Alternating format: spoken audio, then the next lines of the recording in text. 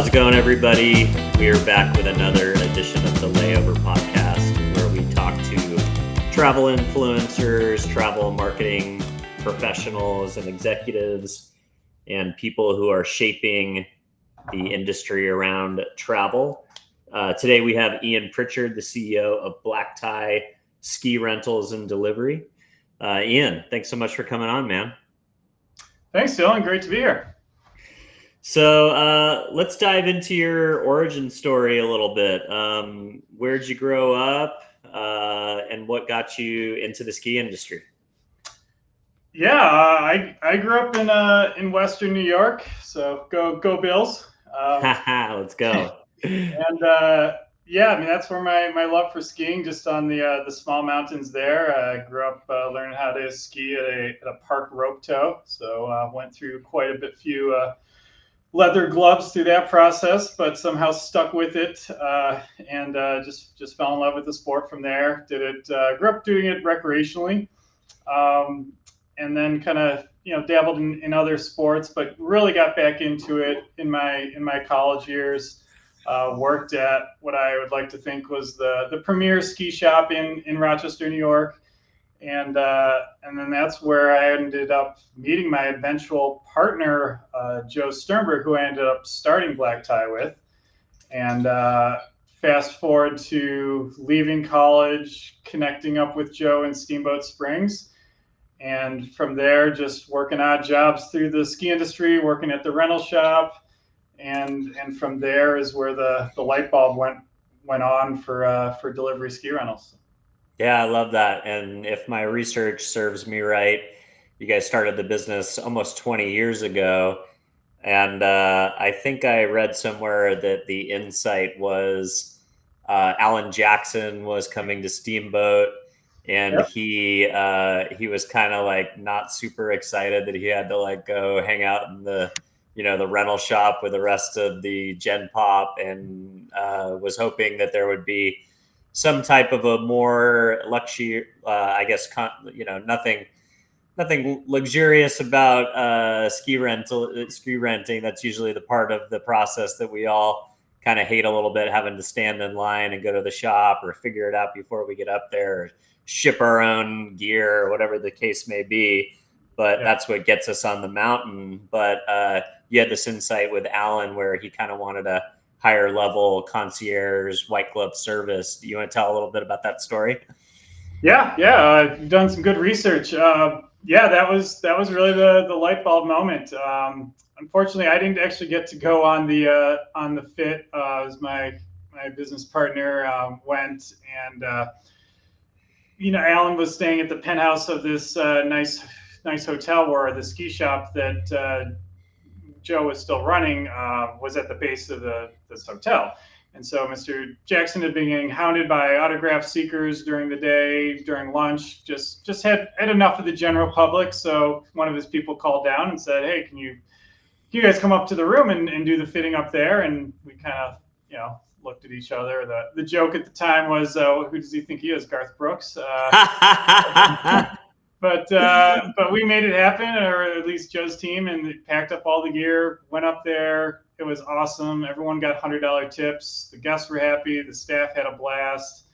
And that really was the moment. And when Joe came back from that, I had moved on from the ski shop business over to the marketing side of things for the Steamboat Ski Resort. Nice. Yeah, that's where I was, and enjoying things there. And he just explained the whole scenario, how it all unfolded, and felt that there was a real opportunity to do this at full scale.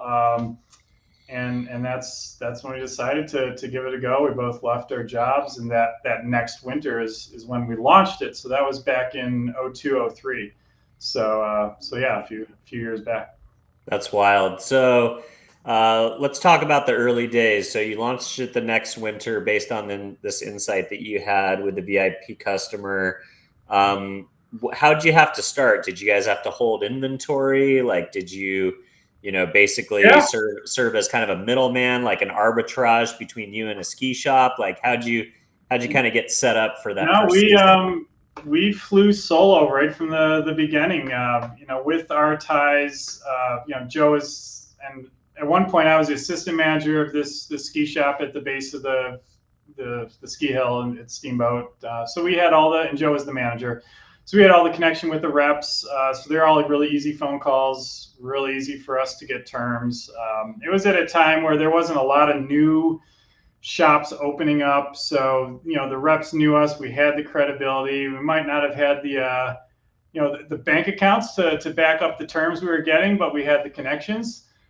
So we maxed out 4 credit cards, and we financed 1 van brand new, which was one of our early kind of missteps. It was a 2-wheel drive, big Ford E150, I believe, and then we got a used all-wheel drive Chevy Express.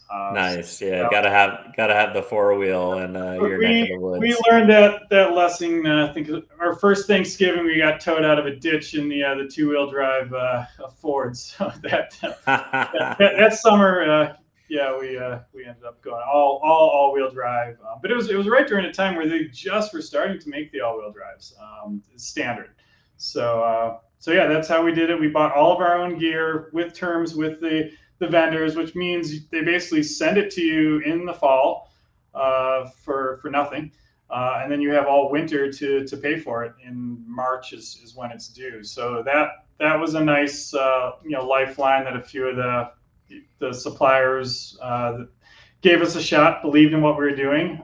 As crazy as it sounded at the time, slinging skis out of a van or trucks, was a little scarier of a proposition for some of the finance departments at these companies. But they believed in us, and the reps went to bat for us, and so we were off and running. Had a great first year, and were able to pay really all of our equipment expenses that first year, which was huge. Took a lot of. Yeah, that's wild. So what's the difference in cost between renting at your home shop, so you don't kind of pay premium on the mountain, versus walking to a mountain shop, or versus working with a tailored service like you guys? Like, obviously there's got to be an expectation of more money for that convenience and that privacy element that some of those more VIP customers are looking for. But I imagine, not all your customers are celebrities. A lot of them are probably just,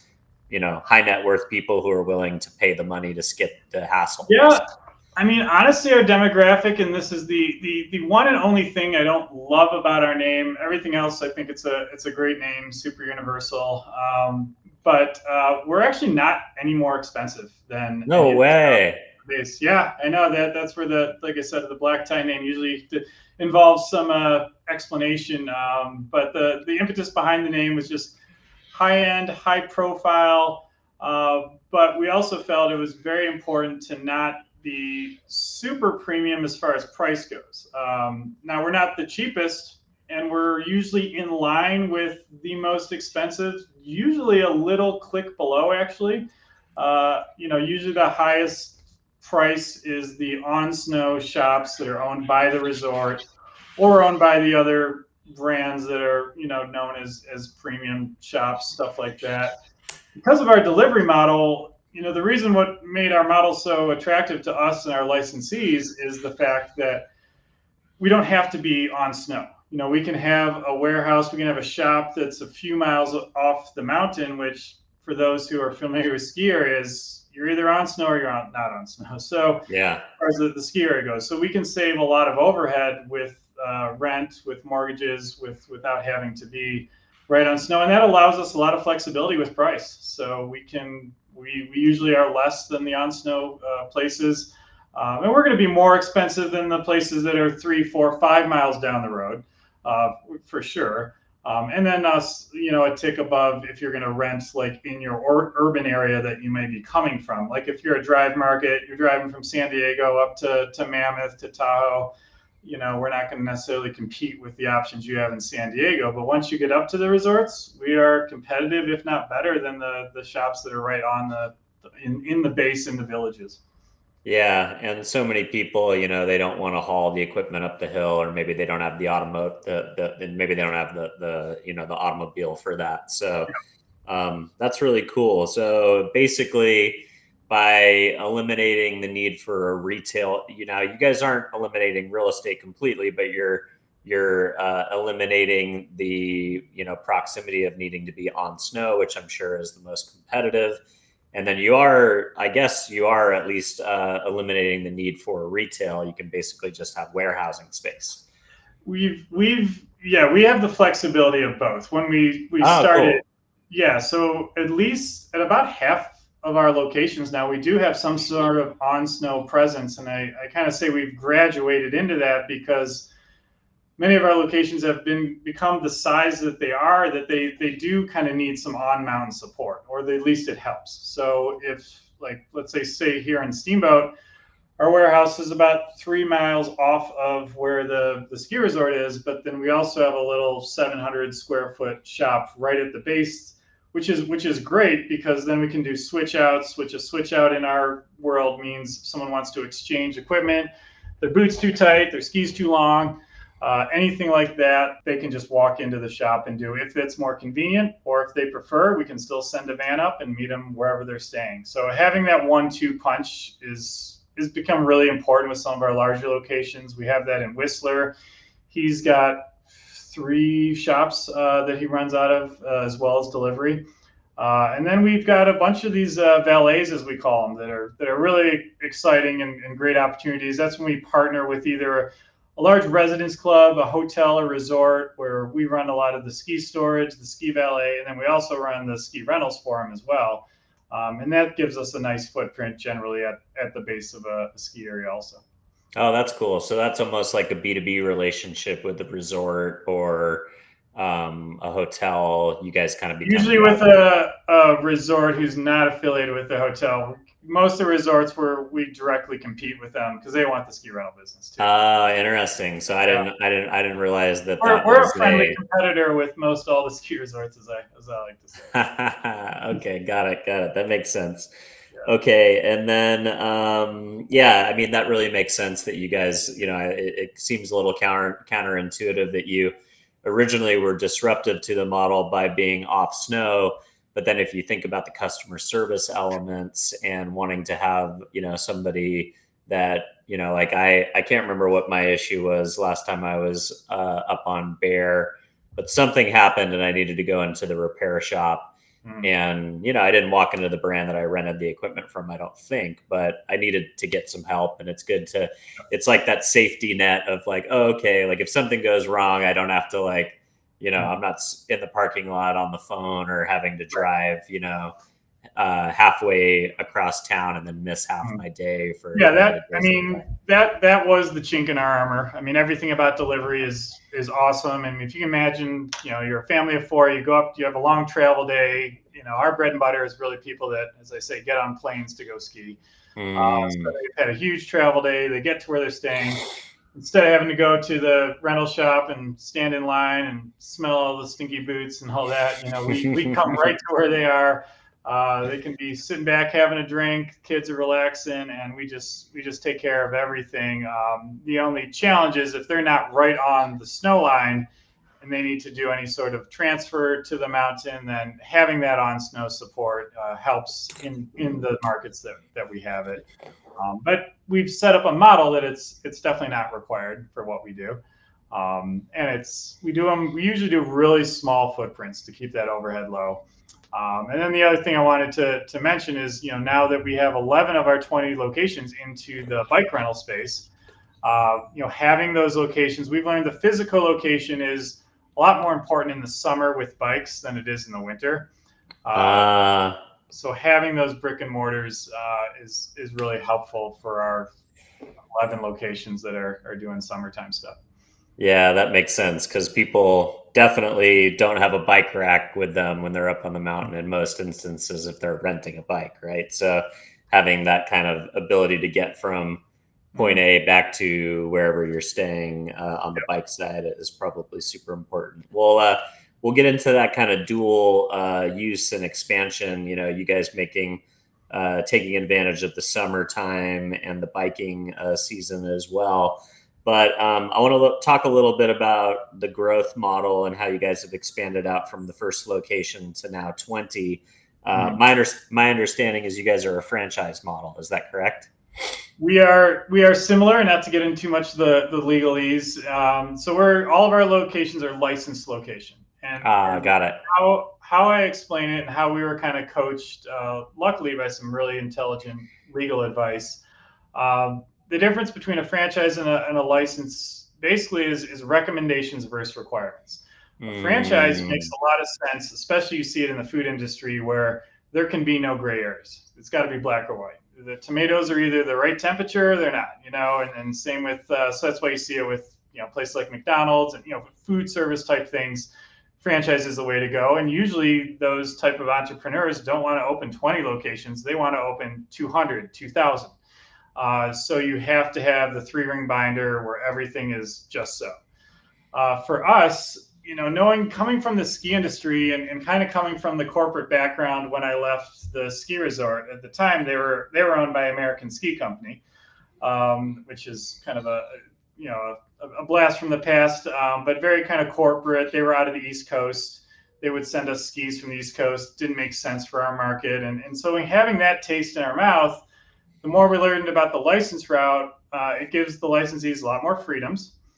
It allows them to really make it feel like their own business because, like I said, we're offering recommendations, suggestions. We're not force-feeding things down people's throat. And I think one of the biggest negative connotations you hear about franchises, or when people get disenchanted, they think it's all going to be great. And then once they get in there, they realize they really feel like an employee of the governing franchisor, where we let our owners run it how they want to run it. As long as they got the logo somewhere on their uniform in big sky, they might have, a button-down flannel and some Carhartts as their uniform with a cool black tie belt buckle, kind of cowboy style, which we do in Steamboat also. And then in Vail, they'll have all their uniforms, black slacks, black button-down shirt, pressed, and because that's just what works better in the market. Now, in a franchise, you would see one uniform across all locations, no deviation, no adjustment to the market.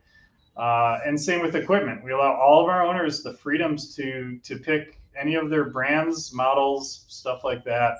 We work deals, we broker deals, we broker discounts, but at the end of the day, each location makes their own buying decisions, controls all of that. And then centrally, we do have one website, one reservation system. So we kind of try to do the best of both worlds. And to summarize, I think we've created a really cool culture and environment where people feel they have the freedoms to do their own thing, but they can still lean on the brand to help drive the business into their lap.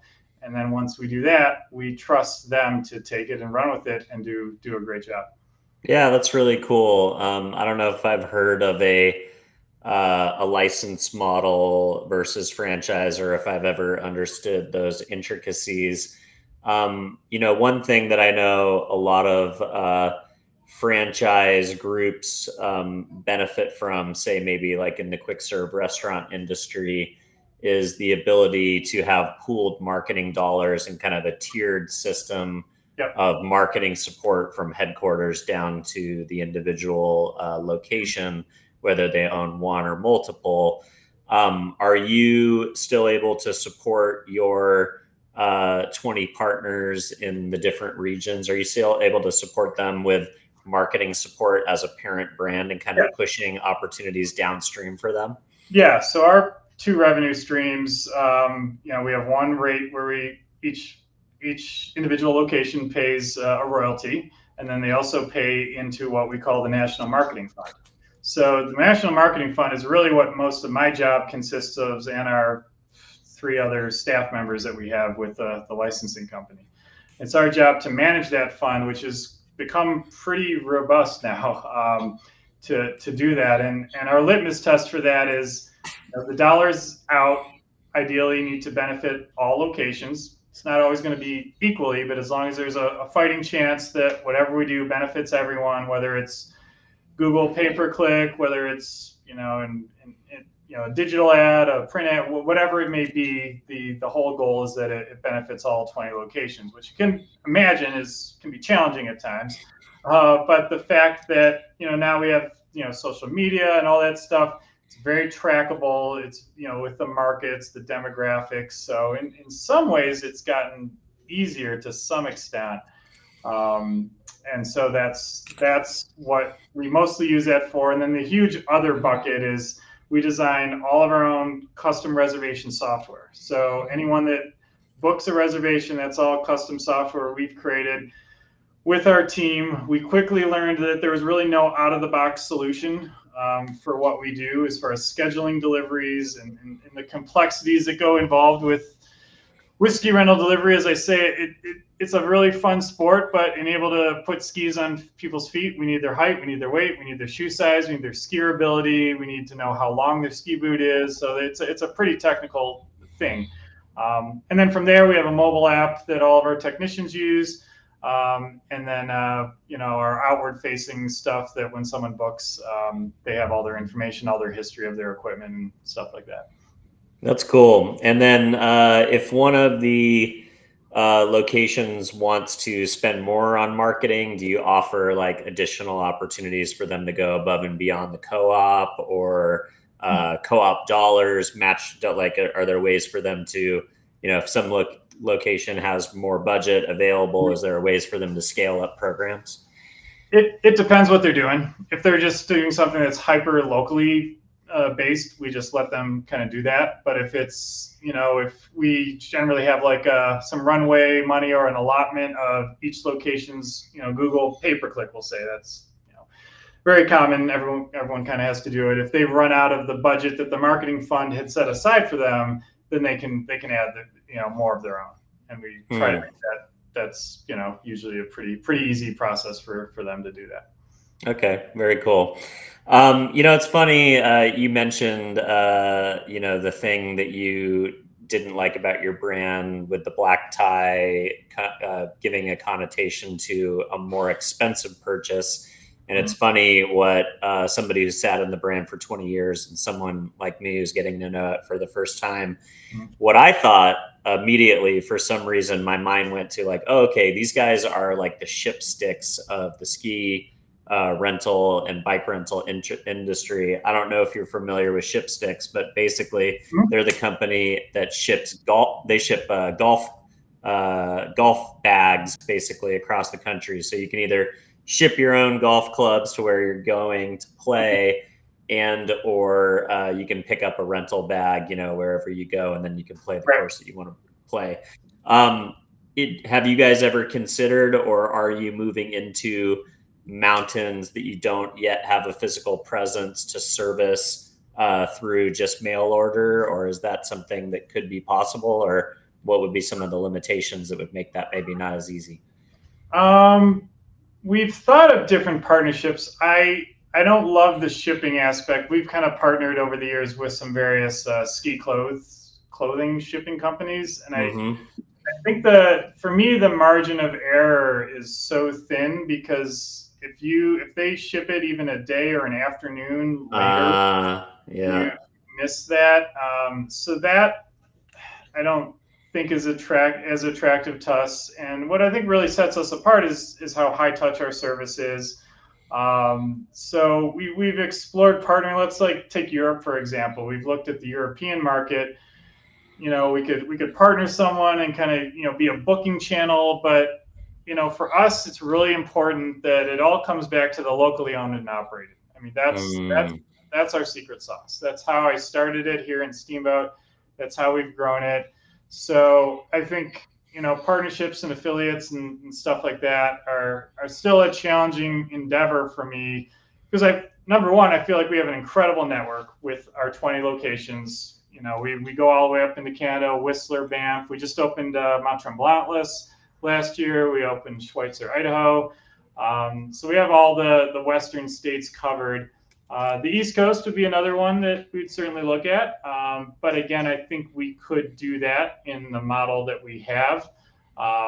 So I think I'm okay with staying size we are, and if it misses some opportunities coverage wise, I think we're okay with that in the name of keeping the brand true, keeping the quality high, and staying fair and true to the owners that have already invested with the model we have, because we don't want to dilute it, we don't want to water it down. That makes sense. So you mentioned East Coast as a potential target for expansion. Do you have markets that you're currently wanting to move into as of this season, and what goes into selecting a new market? Yeah, I mean, it's a great question. A lot of it ties back in once again to that franchise license concept. So for me, it's all about the vetting process of the owner, because if you do have someone that goes rogue per se and is not upholding the quality, we don't have as many hammers to come down like a franchise would. Because a franchise you can point to, you're not following this because of Section A2, whatever in the agreement, we can shut you down in 48 hours. Like we don't run that way. So for me, the biggest thing is the due diligence of interviewing a prospective market, a person in that market. It's twofold. It's like, can the market support the service, and then can the person run it to the standards that we want to run it. So to answer your questions, I mean, honestly, I look at both things. There's really no market right now that jumps out that says, oh, hey, we have to have a black tie here. There was a little while where we didn't have Jackson Hole a few years ago, and it was getting to the point of like, wow, we really need an operator in Jackson Hole. It's a premium location. Luckily, we found an incredible partner up there. He was a high school, or not high school, an elementary principal. So that was quite that was quite a career pivot for him. But once we got to meet him and talk to him and just see how driven he was, they're now one of our most successful locations in 5 years. So very, very quickly it took off, and I thought it was a market I thought the ship had already sailed. I thought it was saturated. There was other people doing delivery there, so that example really showed me that it really is the person. And then we even have some smaller markets. Mammoth is not necessarily a smaller market, but they were a market years ago that weren't on our radar at all. And we had two guys that started it. One worked with us in Steamboat for a little bit.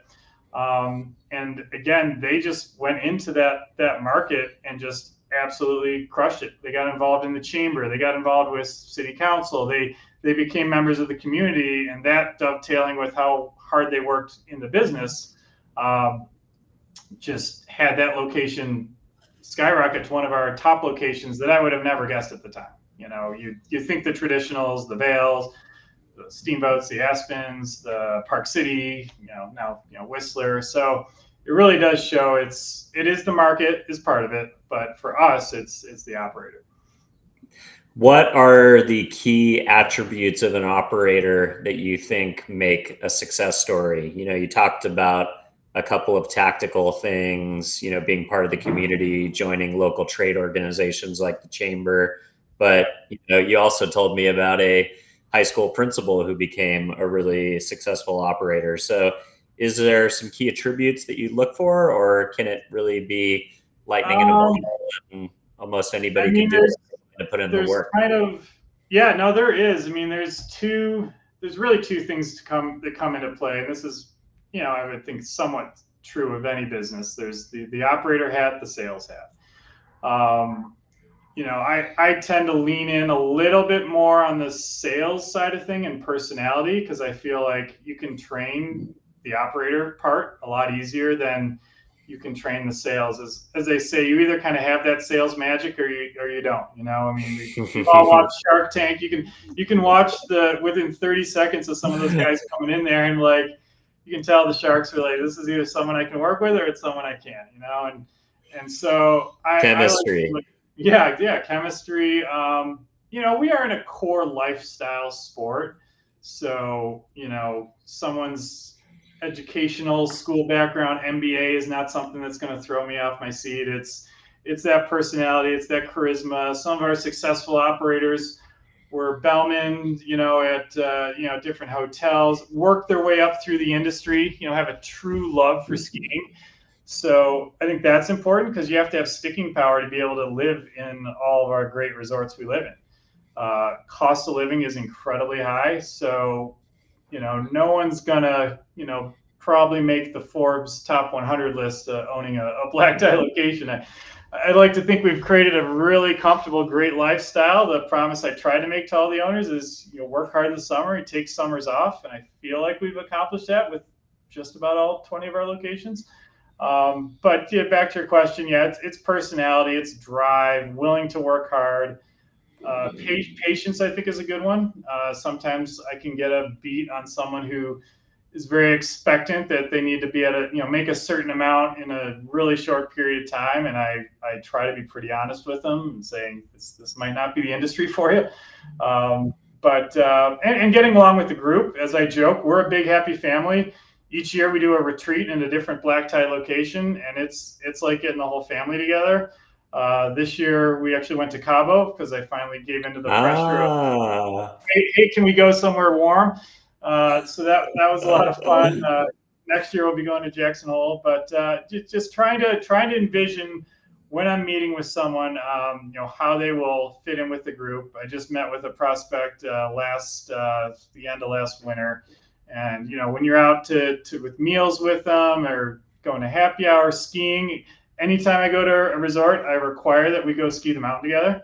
Same thing I do anytime I go visit a location. I'm like, if we're visiting each other and we're not getting on snow, then we gotta pump the brakes here. So all those things just come into how they would fit in, and then we go from there.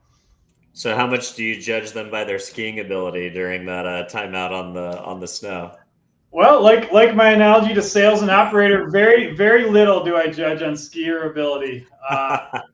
I judge how happy they are out there. If they, give a fist bump to the lifty, if they chat up the bartender when we're having a drink, après, that is the stuff that's going to make a better employer, leader in the community, just how they are around people versus someone who's just keeping their head down, trying to out ski me. That's not as impressive of just how they carry themselves on the mountain and making sure they're having fun. If there's someone that's been living at a ski mountain too long, you can tell pretty quickly. You want someone that just still enjoys doing what they're doing, having fun. And can I picture this person being the leader of a bunch of 20-year-old ski bums? Because at the end of the day, that's what the job is. Yeah, that's cool. I think I read somewhere that you guys sold to private equity, or at least took on private equity money or some investment. I was just curious, why did you decide to take on investment, and how has that helped propel and grow the company, and what does that kind of factor into your calculus as the long-term plan? You were batting 1,000% till you brought that one up. I think that might have been a different company.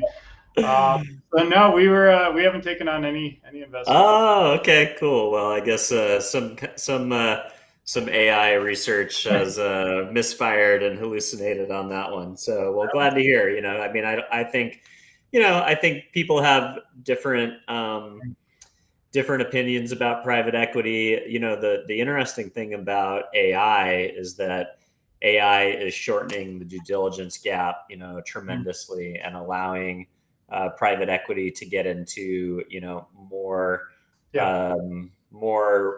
challenging categories that they had less expertise and that there's less standardization around. So I won't. It's a great question. Actually, I'm glad that you brought it up, because there's been opportunities that have presented ourselves for sure, and I have our lawyer that kind of helped us draft the whole framework of all this. Has always been a good coach and consultant with this. I mean, I think private equity and venture capitalism, it's the buzz right now. You feel like you're not a success unless you've landed a VC. And my biggest question is, number one, do we need the money? Number two, even if you don't need the money, let's say you got it, what would you do with it? And then how would that affect or change the business of having that kind of weight on your back of having to then produce returns for other people? And whenever I ask myself those questions, I don't like what the answers would be on how it would change the company, and not being in a position where I feel we need it. Would we be successful if we dumped another $1 million in pay-per-click or social media advertising? Yeah, sure. But I don't think it would be long lasting. And it's just, I put quality of life over having to answer to other people and stuff like that as well. Yeah, that's a great point of view. Sometimes growing and kind of eating what you can kill makes you more of a conservative operator, and you grow on a sustainable path versus, like you said, a path that's just designed for marketing and salesmanship and for the ability to raise more money or have an exit, et cetera. So yeah, I think I don't know. I was a big fan of like bootstrapping for most of my career, and then now I dabble in a couple of VC and private equity groups, so I have to be more open-minded now. But yeah, I think it's a good point. So, all right, I want to get into a little bit around your personal travel experiences, because the Layover is definitely a marketing, executive, introspective, to learn more about you and the business and how you find customers and kind of the origin story of you as an entrepreneur. But I imagine as somebody who's been in the industry for most of your life, you probably have some really exciting stories to tell about some really cool places where our viewers might want to go check out and see some really awesome fresh powder that they maybe hadn't considered before. So with that being said, go ahead. I love that you brought it back to the travel aspect. Very, very selfishly speaking, I'm a traveler and adventurer at heart. When I first moved out to Colorado, I got into to mountain bike racing, not necessarily for the racing aspect, but just for the excuse to open up a map and just say, oh, there's a race in this part of Colorado. And then it became there's a race in this part of the West or wherever. And it was just a good excuse to explore what happened to be a lot of different ski resorts, because a lot of the races were at ski resorts. So same philosophy when we started Black Tie. We opened up a map, and just once we saw the expansion thing was clicking, it was kind of twofold. Like, where would we want to go and visit and check out that we hadn't visited? One of the jokes is, our first licensed location was up in Big Sky, Montana. Now, that not being a mountain bike mecca, I'd never gone up there for bike racing. I couldn't have pointed it out on a map if you paid me. So that was kind of a real fun one that initially we said no to. But then as we learned more about the area and how into it this person was with Seth up there, that was what launched the license part of it, and then the travel as well. Joe and I went up there sight unseen. Seth rolled out the red carpet for us, and we got to explore just another resort that, without that, I don't even know to this day if I would have found my way up in a place like Big Sky. And then from there, it just kept growing with different markets. So forgive me while I look at my map here. Other places, I don't think I'd ever been. Sun Valley, Schweitzer, Whitefish, I'd never been to since, some of these places I haven't been to since we signed the contract. Funny story about Schweitzer is we had actually already opened Whitefish. I flew into Kalispell, and then we drove over there, and we went to ski the first day, and being from Colorado, we get 300 days of sun, and I looked at what was a normal day, and I could tell like there's just all this buzz and energy, and finally I was like, guys, what's going on? I mean, it seems like a pretty chill like Tuesday in March, like dude, the sun is out. Like this is Schweitzer, like like these they don't see the sun in like all year. So learning the little intricacies of all the different mountains, who gets sun, who gets powder. Seeing the pictures of Whitefish where when you're above the cloud line, it's like you're on another planet. If you've ever seen some of those images, you should look it up. And they actually have these little, what look like balloons that they have that kind of mark the runs, because if not, you get like vertigo because of just the landscape. Wow. to me, it's not just it's the climate, and then the people in the towns. I absolutely love all the towns. Crested Butte, Colorado, Telluride. Those are two of my favorites. The towns are so cool. The fact that all the best restaurants are in houses, that's a really cool thing people don't realize. The fact that when you get to Telluride, you don't even get in your car from this when you get there from when you leave. If you've ever been there, they have the gondola that connects the downtown to the mountain village. Closest thing to Europe, I think the U.S. has in a ski town. So that's an amazing one, and they all have their own little personalities. The amount of snow some of them get, Tahoe, Mammoth.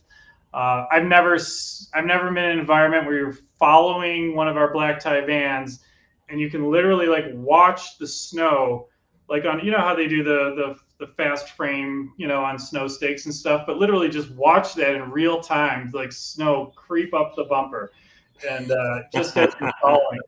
I had never experienced snow like that, so it's yeah. I mean, there's a lot of just cool stories, and having the local connection. When you show up, I just kind of take my brain off and let our local operators just be tour guides, and that's what's really fun. I go on fittings with them, seeing their interactions with the guests. Talking about your travel guests. The beauty of travel, it's different every time, whether it's a place you visit all the time or if it's a new place. And the cool thing about black tie that I'll kind of summarize is we get to see people really almost at their finest hour. They've finished. If you think about it, we do most of our fittings the night of their arrival day. We want to avoid the morning of stuff because that's when there's a time crunch. But we like to let them arrive, start having a glass of wine, a glass of beer. And then we show up, they're nice and relaxed. And then that's when we really talk about the towns and the areas and where they should go visit, which restaurants are good. And then really allow the staff to share their travel experiences also and their recommendations. Because we're like concierges as well as we are equipment fitters. Yeah, I love that. You guys don't stop just at the, professional fitting. Like you guys are their first maybe experience with somebody who can give them some really good advice of where to go to dinner. Yeah, when we hire people, and I used to joke about this, but it's really not a joke. I would actually prefer someone who has customer service experience, either like a bellman, maybe they worked at a front desk of a high-end hotel, who's been really trained properly. I would take that out any day. And this is not a knock against ski shops, but the person that maybe has been working in the ski shop the whole time or in the back tuning, stuff like that, might not have those outward customer service skills. Now we can train those, but the person that just comes in guns blazing with that personality, with that customer service training, to us, that's more of an attractive employee because we can train all the cranking the bindings and the ski talk and all that stuff. Yeah, that's really smart. You want that customer centric person that just has that enthusiasm about talking about their community too. All right. Favorite ski trip? Favorite ski trip? Well, I'm hoping it's still yet to be. Wow. I'm starting to think about. I've been to Europe a number of times, but never in the winter. So I'm trying to put together a European ski trip or Japan. I would love to pull off one of those two this winter. But to reverse the question, favorite ski trip? I skied down in Silverton, Colorado, the first year that they opened. That was pretty awesome with the little ski lift there and the guides and being shuttled around in a UPS truck. That was pretty special. But there's almost too many to really mention. It's just every time I go visit one of our locations, it usually finishes with becoming the favorite ski trip. We've started doing this little tradition where we get a bunch of the owners out to Utah every January. We test two days of ski testing at Brighton, and then we roll into a ski show called Winter Sports Market down in Salt Lake, and then we finish with the ski day at Snowbird. So we've been doing that for 3 years now, and that's pretty awesome. That is really cool. Well, you answered 2 questions in one, which is a favorite past trip and a favorite trip that you want to go to. And yeah, we put out our Japan guide this year at Lawston because obviously that was very trendy, but just the Yeah. currency opportunity with the dollar versus the yen. And, Mhm. we work with Switzerland too. And we hear all the time from our clients at Switzerland that people are coming on ski holidays. It's less expensive to fly to Switzerland and use the Epic Pass and go ski some of these European mountains than it is to, maybe go to Mammoth where you got to pay, the same cost as a Hawaiian, Yeah. island vacation to get put up in some of these Airbnbs. So yeah, I think you're totally right. I think Europe is a huge value right now and a lot of exciting things that for Americans that maybe haven't considered Europe or Japan as a ski destination definitely should take a look at it. So we'll continue to chronicle those as well. What has been your favorite vacation that you've ever taken that didn't have anything to do with snowboarding or a winter experience? And let's eliminate mountain biking from it too, since you do that professionally. Something that was more of like a leisure vacation. I mean, the most fresh one in my mind is just we finally got my wife and I finally took our two kids to Europe this past April. Nice. With the whole COVID thing, that kept getting kind of delayed. So my cousin lives outside of Paris and his wife, so we actually got to fly into Brussels, then go over to Paris and see them, and then we went down to Portugal and checked that out. So heard a lot of good things about there. Got in the ocean, so I would say that would be pretty high up on the list. Yeah, that sounds like a great itinerary. I was close to that one year. I did 3 weeks, flew into Nice, went to Cannes, went down into Italy, went all the way to San Sebastian, back to, they call it Costa Brava, kind of the Mediterranean, French, Spanish side. And then I flew to London for a long weekend at the end. But yeah, just so much cool stuff to see over in Europe. All right. What is your favorite restaurant that's in a ski town? And what is your favorite meal at that restaurant? Wow, that's putting me on the spot here. Or maybe you don't have to tell me the meal, but is there a restaurant that that's just an absolute must-try restaurant in a ski town that you can think of? I've had my family hat on so much more recently. Yeah. We were just in Snowmass with the family a couple weeks ago. I really love what they do at the Limelight there, the one that's up in the village there. Yeah. Not a place you'd think would be like a big foodie mecca, but they do really good stuff. I'm sorry, my mind is kind of on Aspen a little bit since we were just there, but downtown Aspen, White House. Okay. That's an incredible. That's no secret. That's a very popular lunch spot. But their chicken sandwich, fish sandwich, burgers. I think we had to wait almost an hour and a half to get in, but I think it was worth it. Worth it there. So I love it. All right. Let's spend a little bit more time at the end of the show as we kind of round things up. I want to talk a little bit more about how you guys market and how you find customers. So what is the most effective channel for you guys to drive measurable ROI for your franchisee partners in your own location? Yeah, it's a great question. It is a little bit of a challenge for us, with our service. Although, we have some competitors now that have kind of helped spread the word, but I would still say even today, delivery, ski rental, bike delivery, anything like that, it's still kind of a newish service for some people. So it's a tougher thing to just sell, let's say online without it being explained. So we still put a lot of energy into word of mouth, having incredible relationships with front desk, concierge, people that actually can connect directly with savvy folks like your guests that listen to Lawston who don't want to just do a search. They want to hear from their neighbor that went wherever and say, no, the food was really good, and not just see some sponsored ad. Yep. so for us, having those in-person connections is still a huge driver. That being said, we still have to get the logo and the name out through other social channels, and doing stories and reels, and then still traditional pay-per-click and stuff like that. We need to be a presence, but for us, it's that home run, and then really being lively with comments. Whether it's on TripAdvisor, Google reviews, but having real people that have experienced the service that can endorse and help us tell the story and paint the picture.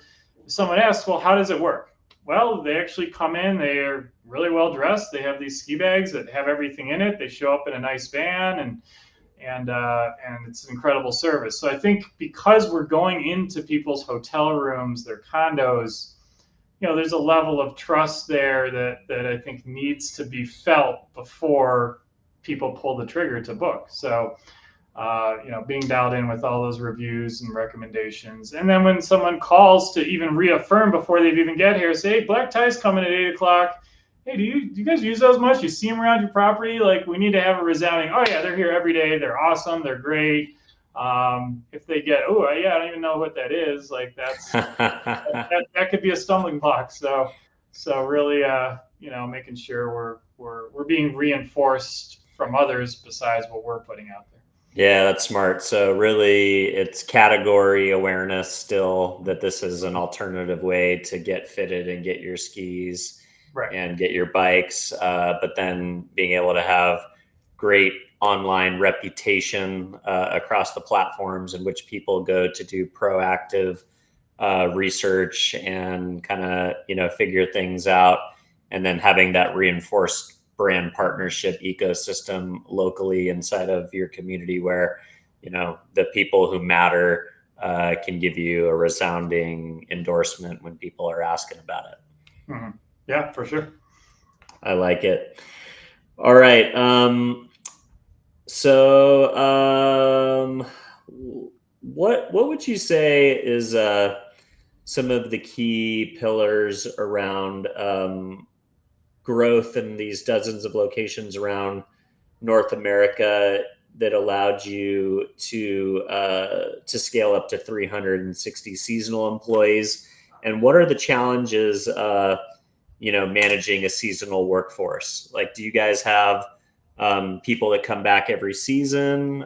Is that a kind of a little bit of a brain loss that you guys miss out on? Like how, what are some of the challenges with the seasonal nature of the service you offer? It's a huge challenge. I'll be honest. One of the big drivers for summer is to give those owners the ability to keep people year round. And even if it's a solitary general manager, just having that foundational key role really allows the owners to step back and focus on more of the marketing and the growth of the business. So the summer piece has helped, over half of our locations make a huge stride in that area. The other locations, and before we started doing summer, yeah, you're absolutely right. I mean, you have the risk of, in Steamboat, we almost ramped up to about 50 seasonal employees. You let them all go in the summer, and you hope they come back in the winter, and it's brutal.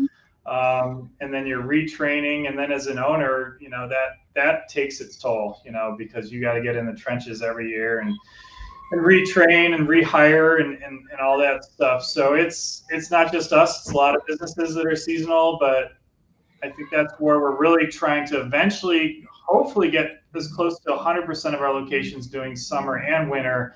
And that alone, I think, will help them from a staffing standpoint. But even with that, that's, cost of living is a huge challenge in our markets. Luckily in Steamboat here, we've got a pretty robust employee housing initiative and drive, and we luckily have more land than some of the resorts. So they're making some great strides with building employee housing, unlike places like Aspen, Telluride Vale. Those even Park City now. Those people are all commuting 30 minutes to sometimes upward of an hour to each way.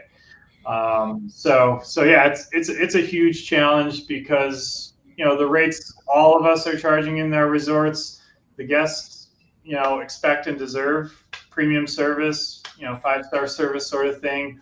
But if you don't have the people, you can't deliver that. So we're really trying to stay aggressive, offering ski passes. Some of our owners are able to help with some of the lodging, securing lodging, offer some assistance with that as well. So it's a tough one.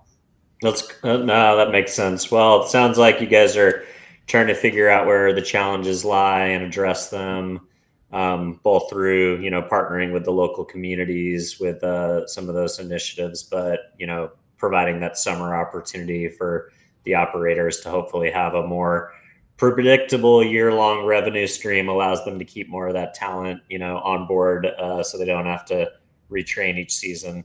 So we briefly talked about the OEMs and the relationship that you have with the ski manufacturers. Obviously, in the early days, that was incredibly important because it allowed you to establish those lines of credit and have that first season to kind of launch the business almost on credit, which is awesome. And that's a testament to having those long-standing relationships. What does the relationship look like now with the OEMs, and is your model any advantage or difference for them versus how they would operate or treat a normal rental business? I guess I'm always curious for you ultimately see renting, whether it's renting a car or renting a house or whenever you're renting something, you're test driving something.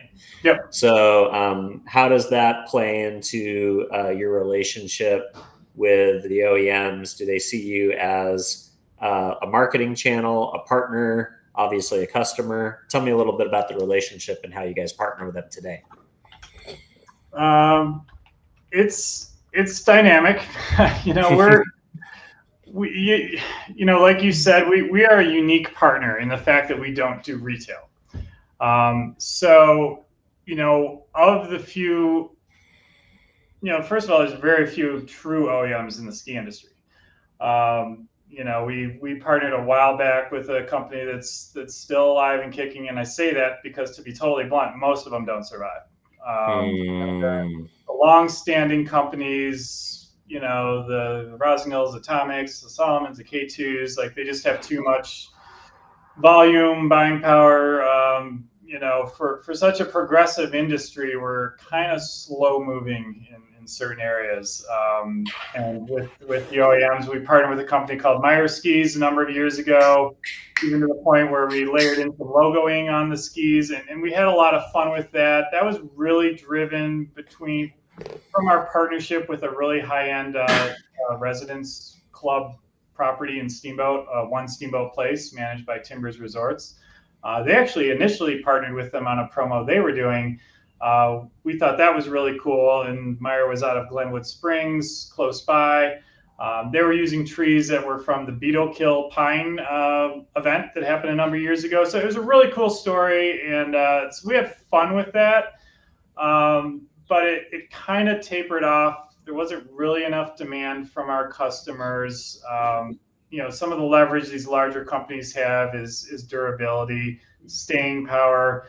And for what we do, there's value in just giving someone we call it a magazine cover ski, something they're really familiar with, and then not seeing them again for a number of days, and letting them have a blast on that.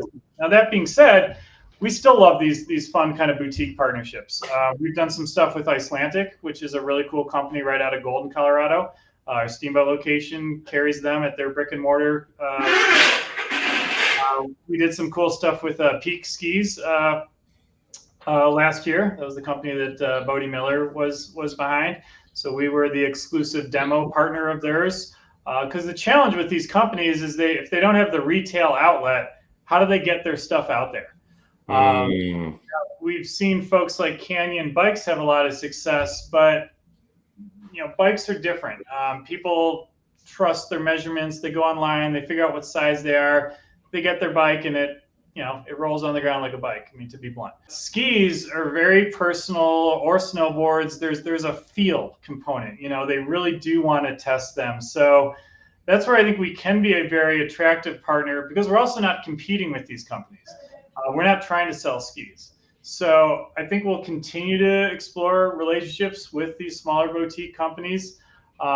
It gets to be a little bit of a challenge if they do have other partnerships with brick and mortar partners. There's some exclusivity that can kind of come into play there. But for the ones we've dabbled with, we've had fun. We're still kind of waiting for that one magical one that really sticks, that makes sense through all of our locations. Because some of these boutique brands, they might have a following in Colorado, or one of the other ones might have a following in California, but to roll it out to all 20 of our locations, that's where some of the challenges lie. Yeah, makes sense. All right. You've spent an hour with me, Ian. I really appreciate it. Where would you like to point people to learn more about Black Tie? Just our main website is blacktieskis.com. There's a summer and winter toggle on the left, or they can go right to blacktiebikes.com. That's the easiest way.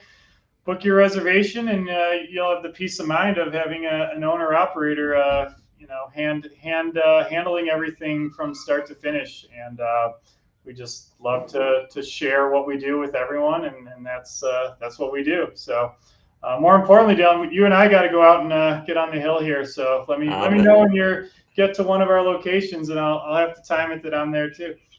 I am in. I definitely will keep you guys in mind. And this season, my kids are kind of finally at peak snowboarding age, where my middle daughter, who's 9, she actually wants me to take her for her birthday with some friends snowboarding. So we haven't picked the mountain yet, so I might have to pick your ear offline on that one. But thanks, Ian. I really appreciate you spending some time with the Layover audience today. We love meeting cool entrepreneurs that are helping enhance the traveler's journey, and that's what people come to us for, is that discovery of that next cool service or hotel or travel item that can make their lives more exciting and more rewarding as they go out and explore the world. So Ian, thanks for spending time with us today. And for those of you who are watching at home, if this is the first time you're seeing the show, go ahead and give us a subscribe. If you give us a honest review on whatever podcast platform you might be watching or listening us today, that's how we find a larger audience organically. And last but not least, if there's a skier or a snowboarder in your life, or an entrepreneur, or somebody who would just love to learn a little bit more about where they should maybe take their next winter trip and how they can get outfitted with ease and comfort with the Black Tie experience, definitely don't forget to share the show. And with that, we'll go ahead and let you go, Ian. Appreciate you spending time with us today. Cool. Thanks a lot, Dylan. All right. Cheers. Bye-bye.